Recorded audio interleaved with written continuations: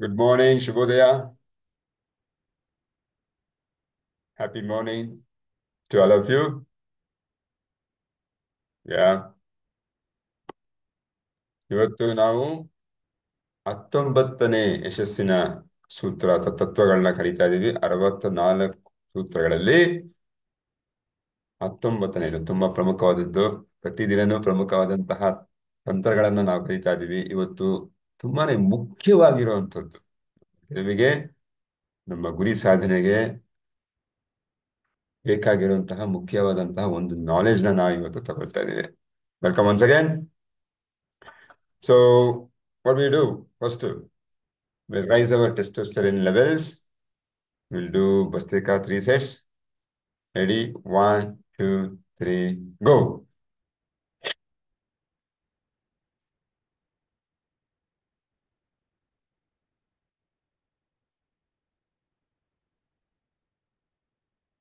One set.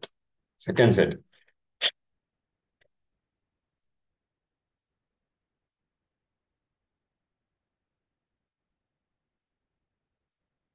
Third set ಆಯ್ತು. ಮೂರನೇದು.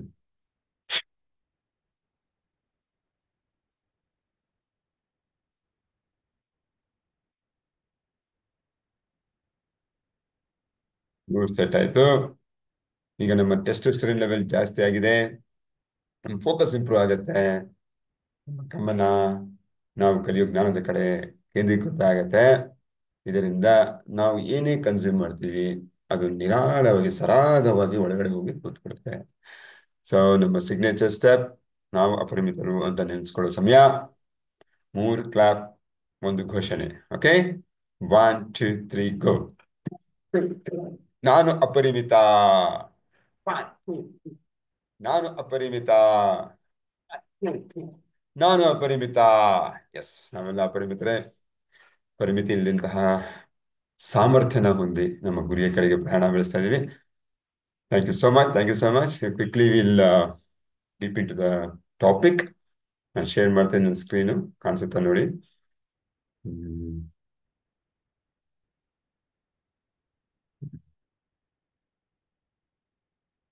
ಕಾಣಿಸ್ತದ? Is my screen visible? ನಾನು ಮಾತಾಡೋದು ಕಾಣುತ್ತಾ ಅಥವಾ ಕೇಳುತ್ತಾ? ಸ್ಕ್ರೀನ್ ಕಾಣುತ್ತಾ? ಚೂರು ಕನ್ಫರ್ಮ್ ಮಾಡಿ. ಕಾಣಿಸ್ತಿದೆ ಸರ್. ಕಾಣಿಸ್ತದೆ ಅಲ್ಲ? ದೆನ್ ಇವತ್ತಿನ ಅದ್ಭುತವಾದಂತಹ ಒಂದು ಜ್ಞಾನ. Use feedback to your advantage. ಏನೀಗ ಅಂದ್ರೆ ಫೀಡ್ಬ್ಯಾಕ್ ನ ನಮ್ಮ ಅಡ್ವಾಂಟೇಜ್ಗೆ ಬಳಸ್ಕೋಬೇಕು. ಮೊನ್ನೆ ನೋಡಿದ್ವಿ, ರಿಜೆಕ್ಟ್ ದಿ ರಿಜೆಕ್ಷನ್. ತಿರಸ್ಕಾರನೇ ತಿರಸ್ಕರಿಸ್ಬೇಕು ನಾವು ಅಂತ ಅನ್ನೋ ಮನೋಭಾವನ ಹೊಂದಬೇಕು. ನಾವು ನಮ್ಮ ಗುರಿಯ ಕಡೆ ಗಮನ ಇರಿಸ್ಬೇಕು ಅಂದ್ರೆ, ಅಥವಾ ಗುರಿನ ಸಾಧಿಸ್ಬೇಕು ಅಂದ್ರೆ. ಬಟ್ ಇವತ್ತು ಫೀಡ್ಬ್ಯಾಕ್ ಅಂದಿದ ತಕ್ಷಣ 10 ಆಲೋಚನೆಗಳು ಬರ್ತಾ ಇರ್ತಲ್ವಾ? Feedback is nothing but what? ವಿಮರ್ಶೆಗಳು, ಕ್ರಿಟಿಸಿಸಮ್ಸ್. ನಾವೇನಾದ್ರೂ ಸಾಧಿಸ್ಬೇಕು ಅಂತ ಹೋಗ್ತಾ ಇದ್ದಾಗ ಹಲವಾರು ರೀತಿಯ feedback in the form of ವಿಮರ್ಶೆ ಇರ್ಬೋದು. ಅದು ಜನರಿಂದ ಬರುವಂತಹ ಒಂದು ನೆಗೆಟಿವ್ ಕಮೆಂಟ್ಸ್ ಇರ್ಬೋದು, ಅಥವಾ ನಾವು ಮಾಡ್ತಾ ಇರೋ ಕೆಲಸದಲ್ಲೇ ಯಾವುದೋ ಒಂದು ರಿಸಲ್ಟ್ ಬರದೇ ಇರಬಹುದು, ಅಥವಾ ನಮಗೆ ಒಂದ್ಸರಿ ಕೆಲವೊಮ್ಮೆ ಅನ್ನಿಸ್ಬೋದು, I am going in the right direction or not. ಸರಿಯಾದ ಮಾರ್ಗದಲ್ಲಿ ಹೋಗ್ತಾ ಇದೀನ ಇಲ್ವಾ? ಇನ್ನರ್ ಕಾನ್ಫ್ಲಿಕ್ಟ್ಗಳು ಶುರು ಆಗ್ಬೋದು, ಘರ್ಷಣೆಗಳು. ನಾನು ಮಾಡ್ತಾ ಇರೋದು ಸರಿನಾ ತಪ್ಪ? ಈ ಆಪ್ಷನ್ ತಗೊಂಡಿದ್ದೀನಲ್ಲ, ಈ ದಾರಿ ನಾನು ಹೋಗ್ತಾ ಇದ್ದೀನಿ, ಆ ದಾರಿ ಒಂದಿದೆ, ಈ ದಾರಿ ಒಂದಿದೆ, ಯಾವ್ದಲ್ಲಿ ಹೋಗೋದು? ಈ ತರ ಒಳಗಡೆ ಕನ್ಫ್ಯೂಷನ್ ಇರ್ಬೋದು. ಸುತ್ತಮುತ್ತಲಿನವರು ನೀವು ಹೋಗ್ತಾ ಇರೋ ದಾರಿ ಸರಿ ಇಲ್ಲ ಅಂತ ಹೇಳ್ಬೋದು, ಅಥವಾ ನೀವು ಮಾಡ್ತಾ ಇರೋದ್ರಲ್ಲೇ ನಿಮ್ಗೆ ರಿಸಲ್ಟ್ ಸಿಗ್ತಲ್ಲ, ಮಾಡಬೇಡ ಅಂತ ಹೇಳ್ಬೋದು. ಏನೇ ಒಂದಿರ್ಬೋದು ಫೀಡ್ಬ್ಯಾಕ್. ಅವು ನಮ್ಮನ್ನ ನಿರುತ್ಸಾಹಗೊಳಿಸುತ್ತೆ. ಬಟ್ ಅದನ್ನ ಮೀರಿ ಹೇಗೆ ಹೋಗೋದು ಅಂತ ಅನ್ನೋದನ್ನ ಇವತ್ತು ತಿಳ್ಕೊತಾವೆ. Feedback is the breakfast of champions. Ken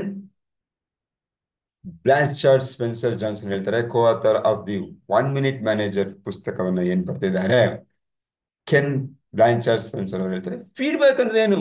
feedback ಅಂತ ಹೇಳಿದ್ರೆ ಚಾಂಪಿಯನ್ಸ್ಗಳಿಗೆ, ಸಾಧಕರಿಗೆ ಅವರಿಗೆ ಒಂದು ಬೆಳಗಿನ ಉಪಹಾರದ ರೀತಿ. ಸೊ ಅದಿರಲೇಬೇಕು. ಫೀಡ್ಬ್ಯಾಕ್ ಬೆಳಗ್ಗೆ ಇದ್ರೇನೆ ಅವ್ರಿಗೆ ದಿನ ಅಲ್ಲ ಶಕ್ತಿ ಸಿಗುವಂಥದ್ದು. ಹೇಗೆ ನಮ್ಮ ಉಪಹಾರ ನಮಗೆ ಶಕ್ತಿ, ಎನರ್ಜಿ ಎಲ್ಲವನ್ನೂ ನೀಡುತ್ತೆ ಆ ದಿನ ಕೆಲಸ ಮಾಡೋದಕ್ಕೆ, ಅದೇ ರೀತಿ ಫೀಡ್ಬ್ಯಾಕ್ ಅನ್ನೋದು ಬೇಕು ಅಂತ ಹೇಳ್ತಾರೆ. ಎಷ್ಟು ಅದ್ಭುತವಾಗಿದೆ ಅಲ್ಲ.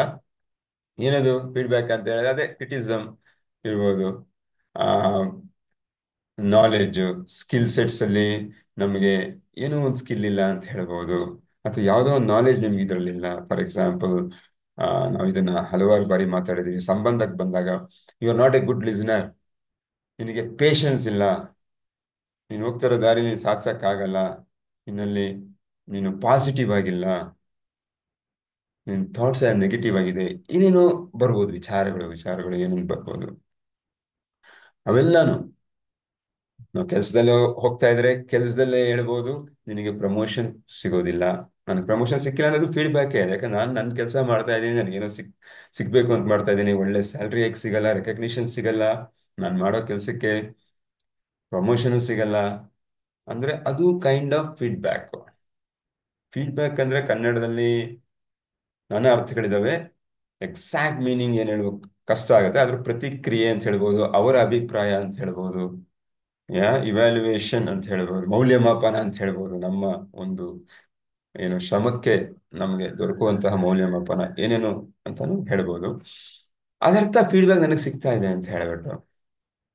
ಯಾ ಅದೇ ರೀತಿ ಅದೇ ರೀತಿ ಸಂಬಂಧಕ್ಕೆ ಬಂದ್ರೆ ಸಂಬಂಧಕ್ಕೆ ಬಂದ್ರೆ ಹಾ, ನಿನ್ನ ಗುರಿ ಏನು?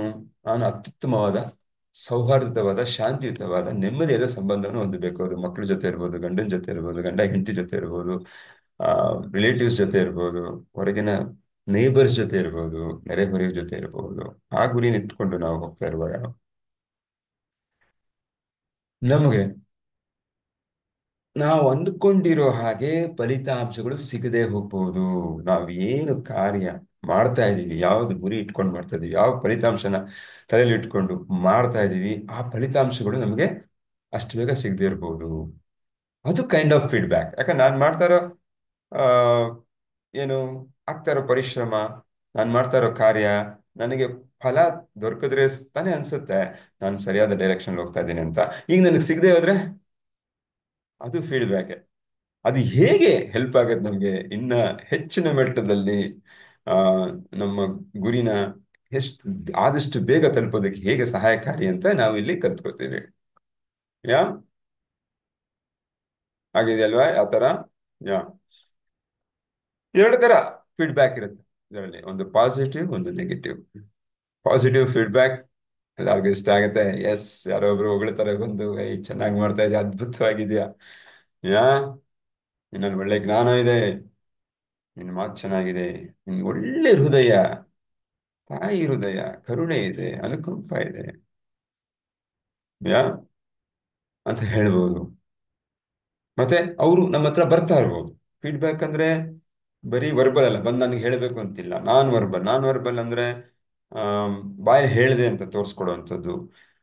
ಜನ ನಮ್ಮ ಹತ್ರ ಅಟ್ರಾಕ್ಟ್ ಆಗ್ತಾ ಇರೋದು ಕ್ರಮೇಣ, ಬಿಸ್ನೆಸ್ ಅಲ್ಲಿ ನಮಗೆ ರಿಸಲ್ಟ್ ಬರ್ತಾ ಹೋಗ್ತಾ ಇರೋವಂಥದ್ದು, ಯಾ ಅಥವಾ ಆಫೀಸಲ್ಲಿ ನಮಗೆ ರೆಕಗ್ನಿಷನ್ಗಳು ಸಿಗುವಂತಹದ್ದು ಇರಬಹುದು, ಶಬಾಷ್ಗಿರಿಗಳು ಸಿಗುವಂತಹದ್ದು ಇರಬಹುದು. ಬಿಸ್ನೆಸ್ ಅಲ್ಲೂ ನಾವು ಮಾತಾಡ್ತೀವಿ. ಆರೋಗ್ಯದಲ್ಲಿ ಉತ್ತಮವಾಗಿ ನಾನು ಎನರ್ಜೆಟಿಕ್ ಆಗಿ ಫೀಲ್ ಆಗ್ತಾ ಇದ್ದೀನಿ, ಬಾಡಿ ಶೇಪಲ್ಲಿ ಬರ್ತಾ ಇದೆ, ಸಿಕ್ಸ್ ಪ್ಯಾಕೆಟ್ ಟ್ರೈ ಮಾಡ್ತಾ ಇದೆ, ಅಟ್ಲೀಸ್ಟ್ ಒಂದು ಶೇಪಲ್ಲಿ ಬರ್ತಾ ಇದೆ, ಮತ್ತೆ ಬಾಡಿಲಿ ಎನರ್ಜಿ ಇದೆ ಅಂತ ಅನ್ಸೋದು, ಫೀಲ್ ಆಗೋದು, ಆರೋಗ್ಯ ಹೆಚ್ಚಾಗಿದೆ ಅಂತ ಅನ್ಸೋದು ನಮಗೆ. ಆ BP 165 ಇರೋದು, 130, 140 ಬಂದಿರೋದು, ಅದು ಫೀಡ್ಬ್ಯಾಕ್. ನಮ್ಮ ಆರೋಗ್ಯ ಉತ್ತಮ ಮಟ್ಟಕ್ಕೆ ಹೋಗ್ತಾ ಇದೆ ಅಂತ. ಶುಗರ್ ಲೆವೆಲ್ ಕಮ್ಮಿ ಬರ್ತಾ ಇರೋದು, ಕೊಲೆಸ್ಟ್ರಾಲ್ ಕಮ್ಮಿ ಆಗೋಂಥದ್ದು, ವೆಯ್ಟ್ ಕಮ್ಮಿ, ಇದೆಲ್ಲ ಪಾಸಿಟಿವ್ ಫೀಡ್ಬ್ಯಾಕ್. ಮಕ್ಕಳು ಮಾತು ಕೇಳೋವಂಥದ್ದು, ಬೇರೆಯವ್ರು ನಮ್ಮ ಮಾತಿಗೆ ಬೆಲೆ ಕೊಡುವಂಥದ್ದು. ಮುಂಚೆ ನಾವೇನೇನು ಅನ್ಕೊಂಡಿದೀವಿ ಆ ಗುರಿಯ ಕಡೆ ಹೋಗ್ತಾ ಇರುವಾಗ ರಿಸಲ್ಟ್, ಫಲಿತಾಂಶಗಳು ಬರ್ತಾ ಇದ್ದಾಗ ಪಾಸಿಟಿವ್ ಫೀಡ್ಬ್ಯಾಕ್. ಆ ಪಾಸಿಟಿವ್ ಫೀಡ್ಬ್ಯಾಕ್ ಬೇಕು, ಯಾಕಂದ್ರೆ ಮೋಟಿವೇಟ್ ಮಾಡೋಕ್ಕೆ ನಮ್ಮನ್ನ. ಖುಷಿ ಆಗುತ್ತೆ, ಸಣ್ಣ ಖುಷಿ ಆಗುತ್ತೆ. ಅತಿ ಸೇಮ್ ಟೈಮ್ ನೆಗೆಟಿವ್ ಫೀಡ್ಬ್ಯಾಕ್ಸ್ ಬರುತ್ತೆ. ಇನ್ಫ್ಯಾಕ್ಟ್ ನೆಗೆಟಿವ್ ಫೀಡ್ಬ್ಯಾಕ್ಸ್ ಜಾಸ್ತಿ ಬರುತ್ತೆ. ಸಣ್ಣ ನೆಗೆಟಿವ್ ಫೀಡ್ಬ್ಯಾಕ್ಸ್ ಜಾಸ್ತಿ ಬರುತ್ತೆ ನಮ್ಗೆ. ಏನದು ಏನದು ನೆಗೆಟಿವ್ ಫೀಡ್ಬ್ಯಾಕ್? ಇವಾಗ ನಾನು ಅನ್ಕೊಂಡಿರ್ತೇನೆ ಸಂಸಾರ ನನ್ನ ಹತ್ರ ಆಗ್ಬೇಕು, ಎಲ್ಲರ ಹತ್ರ ಪ್ರೀತಿ ಸಂಪಾದಿಸ್ಬೇಕು, ಎಲ್ಲ ನಾನು ಗೌರವ ಕೊಡ್ಬೇಕು. ನಾನು ಅನ್ಕೊಂಡಿದ್ದೇನೆ ನನ್ನ ಮಾತು ಕೇಳ್ಬೇಕು ಅವರು. ಯಾ ನೆಮ್ಮದಿಯಿಂದ ಸುಖವಾಗಿ ಶಾಂತಿಯಿಂದ ಇರ್ಬೇಕು ಎಲ್ಲಾರು ಅಂತ. ಯಾವುದೋ ಒಂದು ಆ ಸಂದರ್ಭ ಬರುತ್ತೆ, ಅದರಲ್ಲಿ ಅವರು ಇಲ್ಲ, ನೀನು ನಿನ್ನಿಂದ ಈ ತರ ಆಗ್ತಾ ಇದೆ, ನೀನ್ ಸರಿಯಾಗಿ ಫಸ್ಟು ಆಮೇಲೆ ನಮ್ಗೆ ಹೇಳು ಅನ್ನೋ ಒಂದು ಆ ಘಟನೆ ಜರುಗ್ಬೋದು. ಆವಾಗ ನಮ್ಗೆ ನೋವಾಗುತ್ತೆ, ಏನಿದು ನಾನು ಇಷ್ಟೆಲ್ಲ ಕಷ್ಟಪಡ್ತಾ ಇದ್ದೀನಿ, ಇಷ್ಟು ಗುರಿ ಇಟ್ಕೊಂಡಿದ್ದೀನಿ ಸಂಸಾರದಲ್ಲಿ, ಆ ಒಳ್ಳೆಯ ಒಂದು ಸೌಹಾರ್ದತ ಶಾಂತಿಯುತ ಸಂಬಂಧ ಹೊಂದೋದಕ್ಕೆ. ಪ್ರತಿದಿನ ನಾನು ಮೆಡಿಟೇಷನ್ ಮಾಡ್ತಾ ಇದ್ದೀನಿ, ಪ್ರತಿದಿನ ನಾನು ಪಾಸಿಟಿವ್ ಆಗಿ ಥಿಂಕ್ ಮಾಡ್ತಾ ಇದ್ದೀನಿ, ಬರೋ ನೆಗೆಟಿವ್ ಥಾಟ್ಸ್ನೆಲ್ಲ ಡಿಲೀಟ್ ಅಂತ ಕಳಿಸಿ ಅದನ್ನ I am replacing it with positive thoughts, emotions. ಅವ್ರ ಬಗ್ಗೆ ನಾನು ಒಳ್ಳೆ ಅಭಿಪ್ರಾಯಗಳನ್ನ ಮಾಡ್ತಾ ಇದ್ದೀನಿ, ಅಫರ್ಮೇಷನ್ ಮಾಡ್ತಾ ಇದ್ದೀನಿ, ವಿಜುವಲೈಸೇಷನ್ ಮಾಡ್ತಾ ಇದ್ದೀನಿ.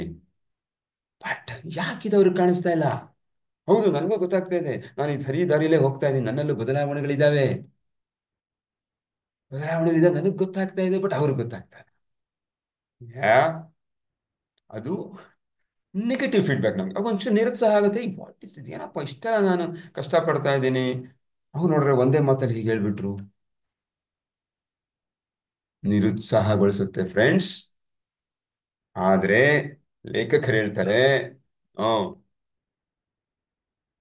ಆ ನೆಗೆಟಿವ್ ಫೀಡ್ಬ್ಯಾಕ್, ಏನು ಬಿಸ್ನೆಸ್ ಅಲ್ಲಿ ನನಗೆ ಲಾಸ್ ಬರ್ತಾ ಇದೆ, ಕಸ್ಟಮರ್ ದೂರ ಹೋಗ್ತಾ ಇದ್ದಾನೆ, ಏನು ಮಕ್ಕಳು ನನ್ನ ಮಾತು ಕೇಳ್ತಾ ಇಲ್ಲ,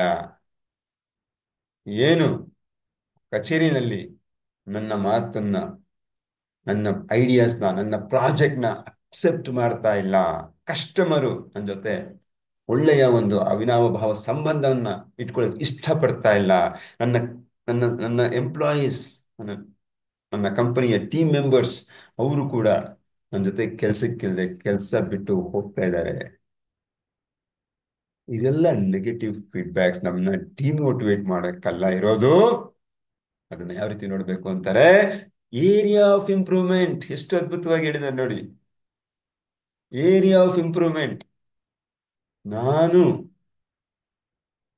ಅದನ್ನ ಏನು ಕೆಲಸ ನಾನು ಮಾಡ್ತಾ ಇದ್ದೀನಿ, ಅದು ಒಂದು ಏರಿಯಾ, ಒಂದು ಕ್ಷೇತ್ರ, ಯಾವುದು ದೌರ್ಬಲ್ಯದಿಂದಿರುವ ಒಂದು ಕ್ಷೇತ್ರ, ಒಂದು ಭಾಗ ಅಷ್ಟೇ ಅದು, ಪೂರ್ತಿ ನನ್ನ ಪರ್ಫಾರ್ಮೆನ್ಸ್ ಅಲ್ಲ. ಆ ಒಂದು ಕ್ಷೇತ್ರ, ಅದಕ್ಕೆ ಹೆಚ್ಚಿನ ಗಮನ ಬೇಕು. ಅದಕ್ಕೆ ಹೆಚ್ಚಿನ ಒಂದು ಆ ಪರಿಶ್ರಮ ಬೇಕು, ಬೇರೆ ಸ್ಟ್ರಾಟಜಿನ ಹಾಕೋದಿಕ್ಕೆ, ಬೇರೆ ರೀತಿ ಗೇಮ್ನ ಆಡೋದಿಕ್ಕೆ, ಬೇರೆ ರೀತಿ ಅದನ್ನ ಇಂಪ್ಲಿಮೆಂಟ್ ಮಾಡೋದಿಕ್ಕೆ, ಬೇರೆ ತಂತ್ರವೊಂದನ್ನ ಕಲ್ತ್ಕೊಂಡು ಅದನ್ನ ಬಳಸ್ಕೊಂಡು ಆ ಏರಿಯಾನ ಹೇಗೆ ಸರಿ ಮಾಡ್ಕೊಳ್ಳೋದು, ದೌರ್ಬಲ್ಯದಿಂದಿರುವ ಬಲಹೀನವಾಗಿರುವ ಆ ದೌರ್ಬಲ್ಯವನ್ನ ಹೇಗೆ ಸರಿ ಮಾಡೋದು ಅಂತ ನೋಡ್ಬೇಕು. ಅವಾಗ ನಾವು ಬೇಗ ನಮ್ಮ ಗುರಿಗಳನ್ನ ಸಾಧಿಸ್ತೀವಿ ಅಂತ ಹೇಳ್ತಾರೆ. ಅದಕ್ಕೊಂದು ಉದಾಹರಣೆ ಕೊಡ್ತಾರೆ, ಹೌದಲ್ವಾ? ನಾವು ನಮ್ ಕೋಪ ಬರ್ತಾನೆ ಇರುತ್ತೆ, ಅಥವಾ ನಾವು ಮೆಡಿಟೇಟ್ ಮಾಡ್ತಾ ಇರ್ತೀವಿ, ಮನೇಲಿ ನೆಗೆಟಿವ್ ಫೀಡ್ಬ್ಯಾಕ್ ಕೊಡ್ತಾರೆ, ನಮ್ಗೆ ನೆಗೆಟಿವ್, ಓಕೆ ನೀನ್ ಇನ್ನ ಆ, ಮಾಡ್ತಾ ಇದೀಯಾ, ಬಟ್ ಎಲ್ಲೋ ಒಂದ್ ಕಡೆ ನೀನ್ ಪದೇ ಪದೇ ಅಲ್ಲಿಗೆ ವಾಪಸ್ ಹೋಗ್ತಿದ್ಯಾ ಅಂತ ಹೇಳಿ. ಅವಾಗ ನಾವು ಒಂದು ಸಾರಿ ಅದನ್ನ ತಗೊಂಡು, ಯಾಕೆ ಈ ರೀತಿ ಹೇಳ್ತಾ ಇದ್ದಾನೆ, ಯಾಕೆ ಈ ರೀತಿ ಹೇಳ್ತಾ ಇದ್ದಾರೆ, ಅಥವಾ ಕಸ್ಟಮರ್ಸ್ ಯಾಕೆ ಈ ರೀತಿ ನಮಗೆ ಫೀಡ್ಬ್ಯಾಕ್ ಕೊಡ್ತಾ ಇದ್ದಾರೆ, ನನ್ನ ಪ್ರಾಡಕ್ಟ್ ಯಾಕೆ ತಗೊಳ್ತಾ ಇಲ್ಲ ನೆಗೆಟಿವ್ ಫೀಡ್ಬ್ಯಾಕ್ ಅಂತ ಆ ಕಸ್ಟಮರ್ ಹತ್ರ ಮಾತಾಡಿ ಫೀಡ್ಬ್ಯಾಕ್ ತಗೊಂಡು, ಏನಕ್ಕೆ ನನ್ನ ಪ್ರಾಡಕ್ಟ್ ಅಲ್ಲಿ ಏನ್ ನ್ಯೂನತೆ ಇದೆ, ಏನ್ ಕೊರತೆ ಇದೆ ಅಂತ ತಿಳ್ಕೊಳಕ್ ಒಂದು ಅವಕಾಶ ಅಲ್ವಾ? ಅದನ್ನ ನಾವು ಏನ್ ಮಾಡ್ಬೋದು, ಡೆವಲಪ್ ಮಾಡ್ಬೋದು. ಅವನೇನೋ ಹೇಳ್ತಾನೆ, ನನಗೆ ಆಪರೇಟ್ ಮಾಡಕ್ ಆಗ್ತಾ ಇಲ್ಲ, ಅಥವಾ ಯೂಸರ್ ಮ್ಯಾನ್ಯಲ್ ನನಗೆ ಸರಿಯಾಗಿ ಕೊಡ್ತಾ ನನಗೆ ಅರ್ಥ ಆಗ್ತಾ ಇಲ್ಲ, ಅಥವಾ ಇದನ್ನ ನನಗೆ ರಿಸಲ್ಟ್ ಬರ್ತಾ ಇಲ್ಲ.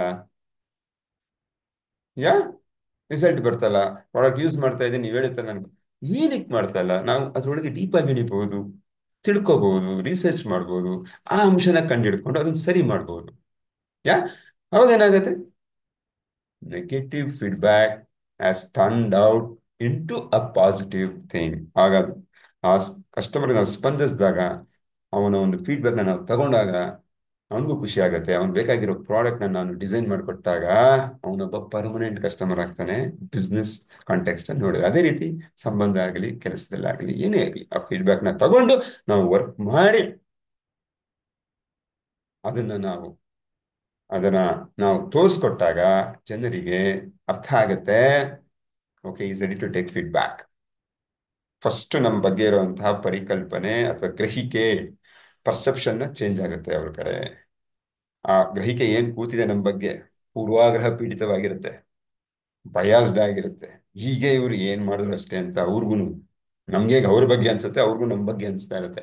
ಅದರಲ್ಲಿ ಬದಲಾವಣೆ ಆದಾಗ ಅವರು ನಮ್ಮ ಜೊತೆ ಸಂಬಂಧನ ಮುಂದುವರಿಸೋ ಪಾಸಿಬಿಲಿಟಿ ಜಾಸ್ತಿ ಇರುತ್ತೆ.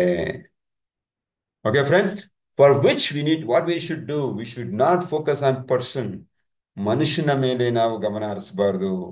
ಮನುಷ್ಯ ಯಾರು ಕೊಡ್ತಾ ಇದ್ದಾನೆ feedback, no, we should focus on ಯಾವ್ದು ಇಶ್ಯೂ, ಫೀಡ್ಬ್ಯಾಕ್ ಮೇಲೆ ಏನ್ ಹೇಳ್ತಾ ಇದ್ದಾರೆ ಅದ್ರ ಮೇಲೆ ಫೋಕಸ್ ಮಾಡಬೇಕು. ಪರ್ಸನಲ್ ಆಗಿ ತಗೊಂಡಾಗ, ನನ್ ಕಂಡ್ರೆ ಆಗೋದಿಲ್ಲ, ಅವ್ರ ಕಂಡ್ರೆ ನನ್ಗಾಗಲ್ಲ, ಆ ಕಸ್ಟಮರ್ ನನ್ ಕಂಡ್ರೆ ದ್ವೇಷ, ನನ್ನ ಮ್ಯಾನೇಜರ್ ನನ್ ಕಂಡ್ರೆ ಆಗಲ್ಲ, ನೆಗೆಟಿವ್ ಫೀಡ್ಬ್ಯಾಕ್ ಕೊಡ್ತಾನೆ. ಅಫ್ಕೋರ್ಸ್, ಅಫ್ಕೋರ್ಸ್ ದ್ವೇಷನೇ ಇರ್ಲಿ, ಅವ್ನು ಕೊಡೋ ಫೀಡ್ಬ್ಯಾಕ್ ಅಲ್ಲಿ ಏನೋ ಒಂದು ಅಂಶ ಇರುತ್ತಲ್ವಾ. ಸೂಕ್ಷ್ಮ ಗಮನಿಸಿದೆ, ಯಾವಾಗ ನಮ್ಗೆ ನೋಡಕ್ಕೆ ಆ ಶಕ್ತಿ ಬರುತ್ತೆ, ಆ ಸಾಮರ್ಥ್ಯ ಬರುತ್ತೆ ಅಂದಾಗ ಆ ವ್ಯಕ್ತಿ ಏನ್ ಫೀಡ್ಬ್ಯಾಕ್ ಕೊಡ್ತಾ ಇದ್ದಾನೆ, ಆ ವ್ಯಕ್ತಿ ಅನ್ಕಂಡ್ರೆ ಆಗಲ್ಲ ಅನ್ನೋ ಒಂದು ಪರಿಕಲ್ಪನೆ ಮನ್ಸಲ್ಲಿ ಬಂದಾಗ.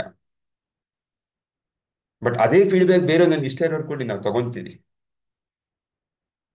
ಹೇ, ನಿನ್ ಎಲ್ಲ ಸರಿ ಇದೆ, ಬಟ್ ನಿನ್ಗೆ ಶಾರ್ಟ್ ಟೆಂಪರ್, ನಿನ್ ಕೋಪ ಬಂದ್ಬಿಡ್ತದೆ ಅಲ್ವಾ? ಹೌದಾ ಅಂತೀವಿ. ಅದೇ ಅವ್ರು ಹೇಳಿದ್ರೆ, ನನ್ ಬರೀ ತಪ್ಪೇ ಹುಡುಕೋದು, ನಾನು ತಗೊಳಲ್ಲ.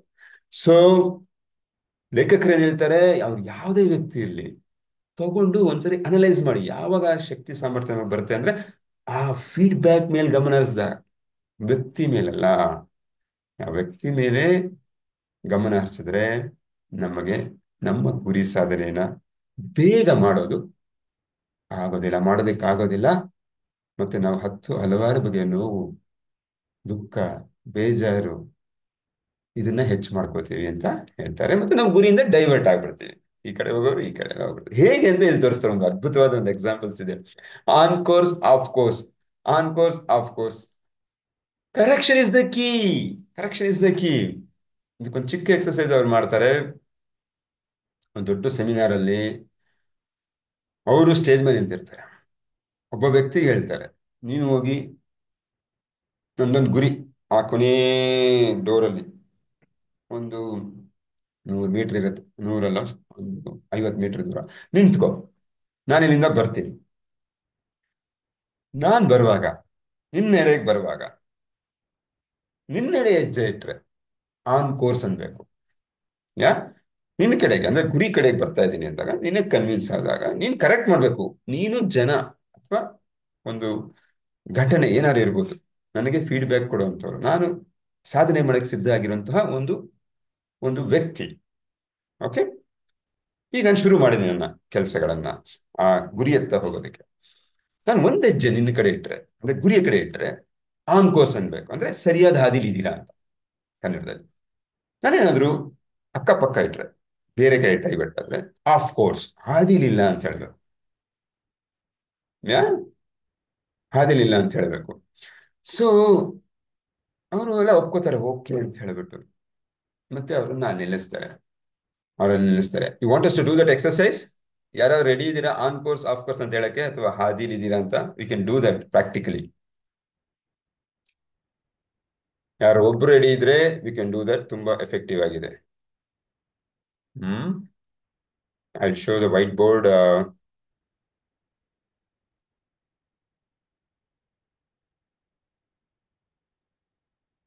ಕಾಣಿಸ್ತಾ ಇದೆಯಾ? ವೈಟ್ ಬೋರ್ಡ್ ಕಾಣಿಸ್ತಾ ಇದೆಯಾ ಎಲ್ಲರಿಗೂ? Yes sir. ಈಗ ಇದು ಗುರಿ ನಮ್ದು, ಇದು ನೀವು, ನಾವು ಎಲ್ಲರೂ ಇಲ್ಲಿಂದ ಇಲ್ಲಿಗೆ ಹೋಗ್ಬೇಕು. ನಾವು ಒಂದೆಜ್ಜೆ ಇಟ್ರೆ, ಈ ಕಡೆ ಇಟ್ರೆ ಆನ್ ಆನ್ ಕೋರ್ಸ್ ಅನ್ಬೇಕು, ಹಾದಿಲಿ ಇದೀವಿ ಅಥವಾ ಆನ್ ಕೋರ್ಸ್ ಅನ್ಬೇಕು. Okay, if I do like this, off course, ಗುರಿಯಿಂದ ಡಿವೇಟ್ ಆಗ್ತಾ ಇದ್ದೀನಿ ಅಂತ ಹೇಳ್ಬೇಕು. ಯಾರು ಹೇಳ್ತೀರಾ? ಒಬ್ರು ಎಸ್ ಸರ್, ಹೇಳ್ತೀರಾ? ಹ್ಮ್. ಹೇಳ್ತೀವಿ. ಸರಿ ಮೇಡಮ್, ಈಗ ನಾನು ಶುರು ಮಾಡಿದ್ದೀನಿ, ನನ್ನ ಗುರಿ ಎತ್ತ ಕಡೆ ಹೋಗ್ತಾ ಇದ್ದೀನಿ. ಇಲ್ಲಿ ಗುರಿನಲ್ಲೇ ಒಬ್ರು ನಿಂತಿದ್ದಾರೆ, ಅಥವಾ ಇಲ್ಲೆಲ್ಲ ನಿಂತಿದ್ದಾರೆ ಜನ. ಸರಿ. ಇವರೆಲ್ಲ ವಿಮರ್ಶೆ ನೀಡೋರು. ಓಕೆ. ಇದು ಸರಿಯಾಗಿ ಡ್ರಾ ಮಾಡೋಕ್ಕಾಗಲ್ಲ. ಎನಿವೆ, ಸಮಥಿಂಗ್ ಇಸ್ ಎಲ್ಲ ವಿಮರ್ಶಕರು ನನಗೆ. ಈಗ ನಾನು ಶುರು ಮಾಡಿದ್ದೀನಿ ನಾನು. ಈಗ ಹೇಳಿ, ಯಾವ ಕಡೆ ಹೋಗ್ತಾ ಇದ್ದೀನಿ? On course. Off course. On course. Off course. Off course. Off course.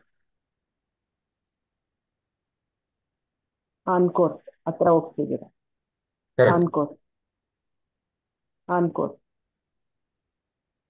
On course. Off course. Off course. Off course. On course. On course.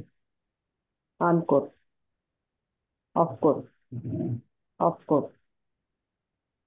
Off course. On course.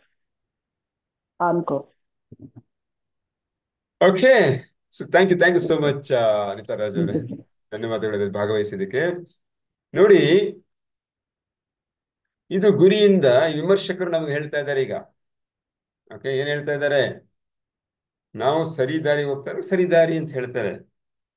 ತಪ್ಪು ದಾರಿಗೆ ಹೋಗುವಾಗ ಅಂದ್ರೆ ನಾವೇನೋ ತಪ್ಪು ಮಾಡಿರ್ತೀವಿ. ಅವ್ರ ಉದ್ದೇಶ ತಪ್ಪು ಮಾಡ್ತಾ ಇದೆಯಾ. ಫಾರ್ ಎಕ್ಸಾಂಪಲ್, ನಾನು ಕೋಪ ಕಂಟ್ರೋಲ್ ಮಾಡಿಲ್ಲ ಮನೆಯಲ್ಲಿ ಅಂದ್ರೆ ಹೇಳ್ತಾರೆ, ಗಂಡ ಹೇಳ್ತೀನಿ, ಯಾರು ಹೇಳ್ತಾರೆ, ಮಕ್ಕಳು ಹೇಳ್ತಾರೆ, ನೀನ್ ಕೋಪ ಕಂಟ್ರೋಲ್ ಮಾಡಿಲ್ಲ ಅಂತ. ಅವ ನಾವೇನ್ ಮಾಡ್ತೀವಿ? ಅದ್ ನೀವ್ ಹೇಳಿದ್ರಿ ಆಫ್ ಕೋರ್ಸ್ ಅಂದಾಗ ನನ್ಗೇನ್ ಅನ್ನಿಸ್ತು? ವಾಪಸ್ಸು, ಓ, ಕಂಟ್ರೋಲ್ ಮಾಡೋ ಒಂದು ಗುರಿನಲ್ಲಿ ಇದ್ದೀನಿ, ನಾನು ಆ ಕಡೆ ಹೋಗ್ತೀನಿ ಅಂತ ಈ ಕಡೆ ಬರ್ತೀನಿ. ಬಟ್ ಮತ್ತೆ ಡಿವೇಟ್ ಆಗ್ತಾ ಇದ್ದೀನಿ, ಮತ್ತೆ ಯಾಕೆ ಬಂದಿದ್ ನಾನು? ನೀವು ಹೇಳಿದಿಕ್ಕಲ್ವಾ? ನೀವು ಫೀಡ್ಬ್ಯಾಕ್ ಕೊಟ್ಟಿದ್ದಕ್ಕಲ್ವಾ? ಎಚ್ಚರಿಸಿದಕ್ಕಲ್ವಾ? ಇಲ್ಲ ನಾನು ಎಲ್ಲಿ ಹೋಗ್ತಿದ್ದೆ?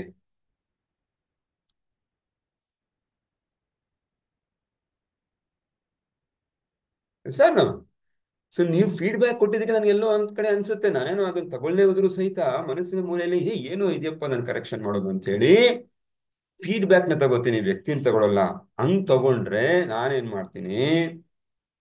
ಸರಿಯಾದ ದಾರಿ ಬರಕ್ ಪ್ರಯತ್ನ ಪಡ್ತೀನಿ. ಬಟ್ ನಮ್ಗೆ ಆನ್ ಕೋರ್ಸ್ ಜಾಸ್ತಿ ಇತ್ತು, ಆಫ್ ಕೋರ್ಸ್ ಜಾಸ್ತಿ ಇತ್ತು? ಯಾ ಅಂದ್ರೆ ಆಫ್ ವಿಮರ್ಶೆ ಕೋರ್ಸ್ ಜಾಸ್ತಿ ಇತ್ತು, ಸರ್. ಆಫ್ ಕೋರ್ಸೇ ಜಾಸ್ತಿ ಇತ್ತು. ಎಸ್, ನಮಗೆ ಸಿಗುವಂತಹ ಏನು ಪ್ರತಿಕ್ರಿಯೆಗಳು ಅಥವಾ ವಿಮರ್ಶೆಗಳು, ಯಾ ಇವ್ಯಾಲ್ಯೂಯೇಷನ್ಗಳು ಜನರಿಂದ, ಅದು ಜಾಸ್ತಿ ಇತ್ತು.